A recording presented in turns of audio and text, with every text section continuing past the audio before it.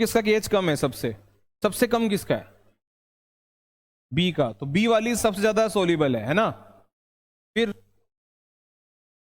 ए का, फिर सी, फिर डी। तो ये ऑर्डर हो गया।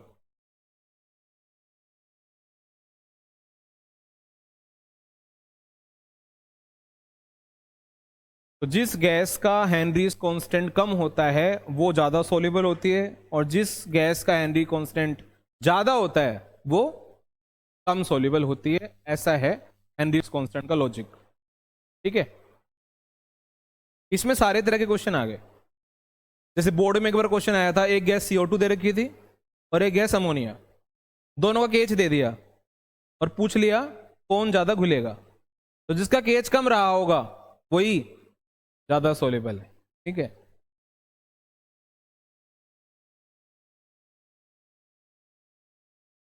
अब मैं आपसे एक सवाल और पूछ रहा हूं। जब आप गैस को लिक्विड में डिसोल्व करवाते हैं तो वो क्या है? एक एंडोथर्मिक प्रोसेस है कि एक्सोथर्मिक प्रोसेस है? बताओ,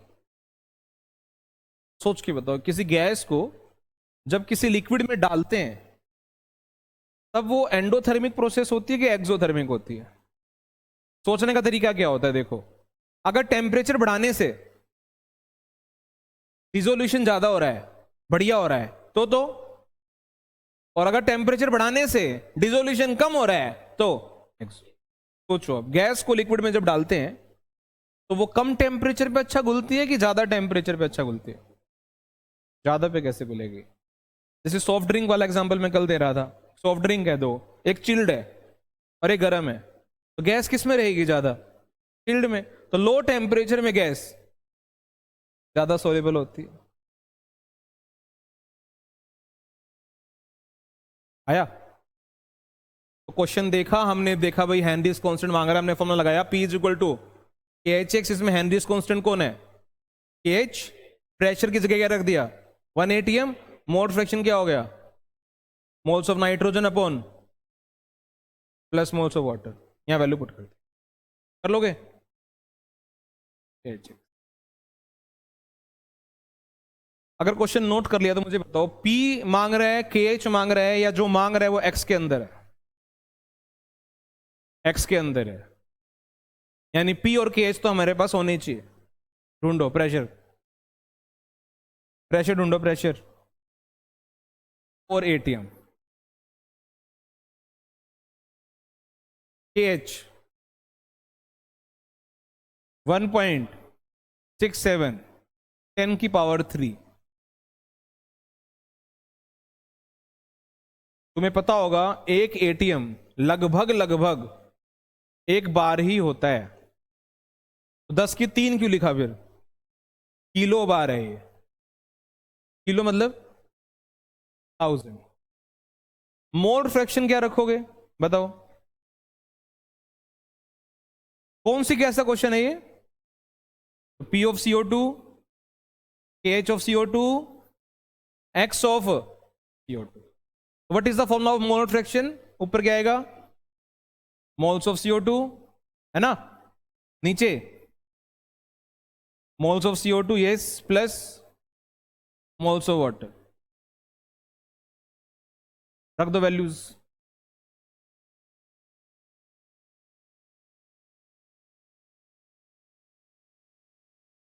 मोल्स ऑफ CO2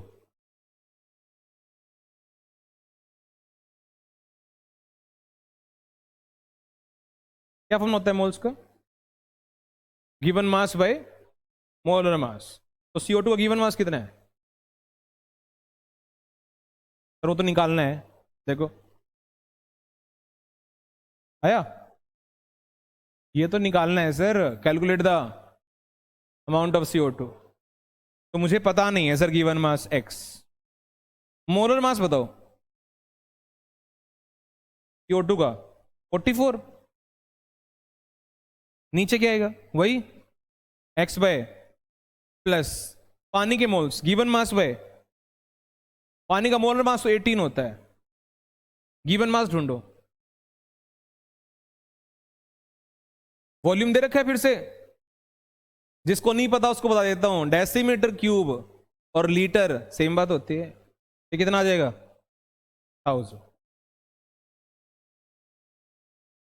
बताओ, अगर ये सब्जेक्टिव हुआ तो ये पूरा सोल्व करना है डिनोमिनेटर, और अगर ये ऑब्जेक्टिव हुआ तो इसको तोड़ देना।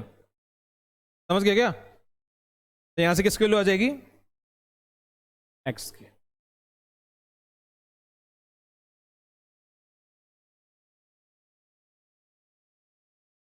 अब एक सवाल पूछता हूं, छोटा सा सवाल है, बेसिक सही।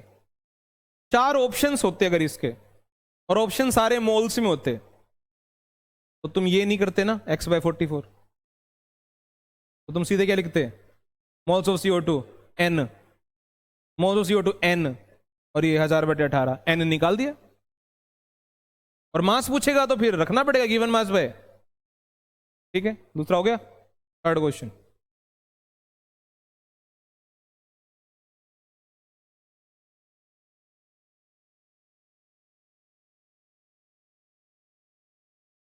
एक चेंज कर लो बस इसमें, यहां पे ना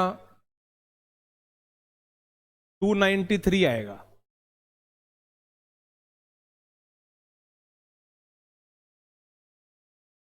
मुझे पता नहीं तुम्हारे कॉन्सेप्ट कितने क्लियर हो गए, लेकिन ये पता पता है तुम्हें कि जिस टेम्परेचर पर घुलाया है उसी टेम्परेचर का केएच पाएगा, क्योंकि टेम्परेचर चेंज करने से तो केएच चेंज हो जाता है। अभी पढ़ा था हमने पीछे। तो क्वेश्चन 293 केल्विन का है। कौन सा फॉर्मूला लगाओगे? m=kHp और p=kHx। p=kHx कैसे पता? एक तो सर आप कह रहे हो 10 में से 9 वही होंगे, तो इसलिए वो कारण है, ठीक है, लेकिन KH की यूनिट देख रहे हो बार में, तो m=kHp में तो है ही नहीं। किसमें? p=kHx। तो हमने कहा p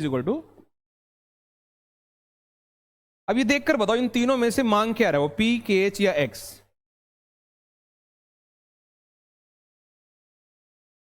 p मांग रहा है, तो p तुम्हारे पास नहीं है, ठीक है। KH दे रखा है, ढूंढो। 46.82 1000 से मल्टीप्लाई क्यों हो रहा है? हाँ, वो किलो बार है सर, बार बना लो।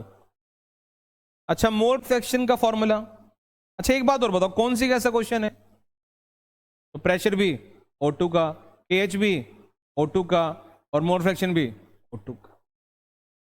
बताओ मोल फ्रैक्शन ऑफ O2 का क्या फॉर्मूला होगा? Moles of O2, yes, moles of O2 divided by moles of O2 plus moles of water. Pressure तो तभी निकल कर आएगा जब आप राइट साइड सारी वैल्यूज पुट कर दोगे।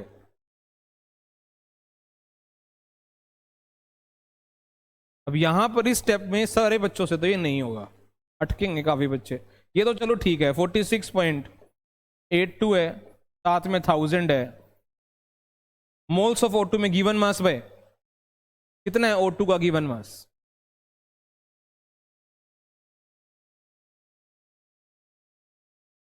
ढूंढो, नहीं मिल रहा, लेकिन तुम्हारा ध्यान इस नंबर पे जा रहा है। O2 का तो पता नहीं चल रहा, लेकिन ध्यान इस पे जा रहा है, ठीक है। पानी का गिवन मास कितना है?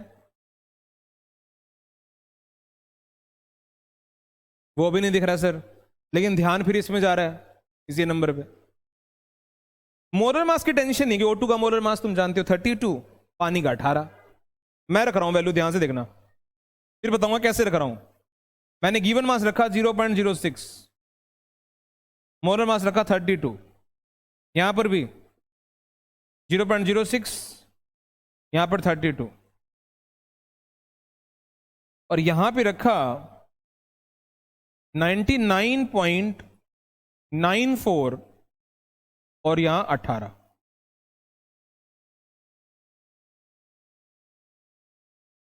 अब मैं तुम्हें समझाता हूं, हालांकि सवाल सिंपल था, पहले इसको ठीक कर लेना, 293 है ये, ठीक है। क्या लिखा हुआ, यहां से पढ़ते हैं, क्या लिखा हुआ, oxygen will have of gram पर लीटर इन वाटर। इसका क्या मतलब है कि 0.06 ग्राम क्या ऑक्सीजन है इन 1 लीटर सॉल्यूशन। इसमें 0.06 ग्राम है क्या इन 1 लीटर सॉल्यूशन। ऑक्सीजन तो ये होगा गिवन मास। अच्छा 0.06 ग्राम ऑक्सीजन है और 1 लीटर सॉल्यूशन है। इसने क्या बोला है कि जो डेंसिटी सॉल्यूशन की है वो वही है जो, तो मैं 1 लीटर सॉल्यूशन को लिख सकता हूं 1000 ग्राम सॉल्यूशन। मैंने वॉल्यूम को मास कैसे लिख लिया, डेंसिटी पानी वाली 1 है। अच्छा ये 1000 ग्राम क्या है सॉल्यूशन, 0.06 ग्राम क्या है, तो पानी कितना हुआ, यही हुआ ना। आया समझ में, ये लाइन लिख लेना, इसको सर्कल किया, ऐसे कर लेना। 0.06 ग्राम ऑक्सीजन है इसमें 1 लीटर सॉल्यूशन में, और 1 लीटर सॉल्यूशन मतलब 1000 ग्राम सॉल्यूशन। इसका मतलब पानी कितना हुआ, गलती कर दी मैंने कुछ शायद, 99.94 नहीं आएगा, बड़ा आंसर आएगा। 1000 में से 0.06 माइनस करना पड़ेगा ना, कितना आएगा 999.94 आएगा क्या अभी बाय 18 आया कुछ। तो कोई अगर कहे कि पिछले जो 2 सवाल अभी किए हैं उससे तो बड़ा सवाल है सर ये, तो हेनरी की गलती नहीं है उसमें, हेनरी का तो यही क्वेश्चन है बस, लेंथी क्यों आए कि तुम्हें ढूंढना पड़ा है, ये कर लोगे ये क्वेश्चन।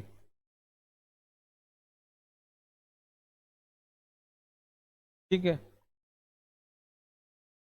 मान लो तुम कर रहे हो, तुमसे कोई पूछ ले कि भाई तेरा ये लाइन तो मेरे को समझ में आता है ग्राम पर लीटर, कि 0.06 ग्राम इन 1 लीटर, तूने इसको 1000 ग्राम कैसे लिख दिया। तुम इसको कहोगे कि डेंसिटी सॉल्यूशन की कितनी है, पानी वाली, पानी की डेंसिटी कितनी होती है 1, तो जो वॉल्यूम है वही मास है। घटा क्यों रहे हो ये पूछ लिया तुमसे तो, कि सर मेरे को ना पानी के मोल्स चाहिए गिवन मास बाय, तो पानी के लिए मुझे सॉल्यूशन में से ऑक्सीजन माइनस करूंगा ना तभी पानी आएगा। कर लोगे, 4th ट्राई करो, 4th क्वेश्चंस और हैं, मतलब कल कुछ क्वेश्चंस हो जाएंगे, आज कुछ क्वेश्चंस कर लेंगे ताकि न्यूमेरिकली हेनरी लो खत्म हो जाए, फिर हेनरी लो की थोड़ी सी थियरी है उसको डिस्कस कर लेंगे, न्यूमेरिकल ज्यादा इंपॉर्टेंट है। लिखते लिखते बताओ, m equal to K H P या p equal to K H X. m equal to K H P और p equal to K H X. p equal to K H X, how can you say p equal to K H X, क्या mole fraction दे दे, hint दे दी। दूसरा के H की unit देखो, pressure वाली unit है, समझ गए ना, लगाओ formula p equal to K H x. ये तो मेरे हिसाब से छोटा सा ही सवाल है, समझ में आ रहा हो तो आपको।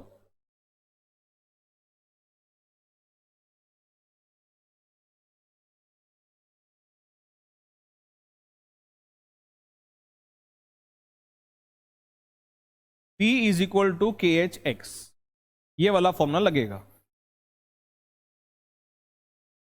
और कौन सी गैस की बात हो रही है, हीलियम की, तो प्रेशर भी किसका, हीलियम का, के एच भी किसका, हीलियम का, मोल फ्रैक्शन भी किसका, हीलियम का।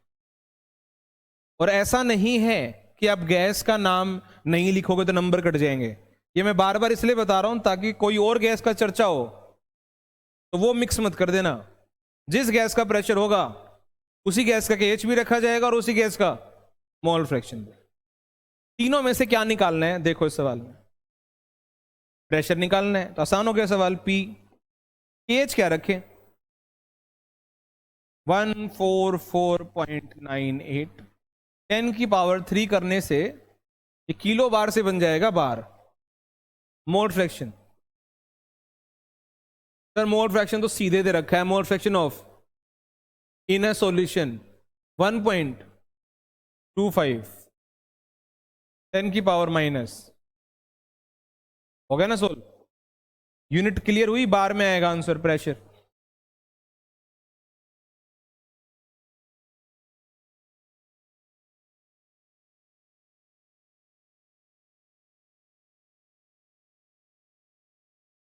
ठीक है, अगला देता हूं, क्योंकि इसमें लिक्विड का डाटा था। अब इस सवाल को देखो, मास इसमें भी है, मैं ये वाला फॉर्मूला क्यों लगा रहा हूं, मास वाला ही, समझ में आ गया। ऐसे करना है, और 10 में से एक ही का ऐसा क्वेश्चन पाएगा जो परेशान करेगा, अदरवाइज सारे क्वेश्चन।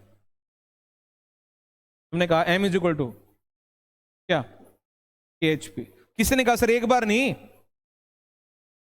2 बार लगाओ, 2 बार क्यों लगाना है? हाँ, लेकिन तुम एक चीज नोटिस करो, यहाँ m है या m डैश है, अलग अलग मास है दोनों केस में, KH सेम क्यों है? क्योंकि गैस सेम है सर, हर गैस का अलग KH होता है, लेकिन गैस तो आपने सेम रखी है तो KH भी सेम है, इसलिए तो इसने केस दे नहीं रखा, उसको पता था कट जाएगा। बताओ m क्या रखूं पहले केस में, 6.56, 10⁻⁻²। क्या KH तुम्हें पता है? नहीं पता सर। प्रेशर उस टाइम पे कितना है, 1, तो KH कितना आ गया, 6.56, 10⁻⁻²। अब क्या करोगे इस KH का, सर यहां पुट करूंगा। अब मास कितना है, 5 इंटू 10⁻², KH कितना है, 6.56, 10⁻², और इस बार प्रेशर मुझे निकालना है। प्रेशर यूनिट बताओ क्या आएगी? हाँ,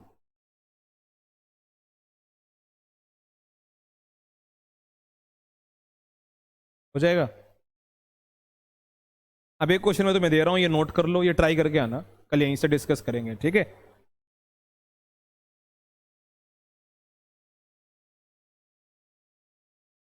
और ये मत रोने लग जाना, केमिस्ट्री में न्यूमेरिकल्स बहुत हैं, तुम्हें बता देता हूं सॉल्यूशन।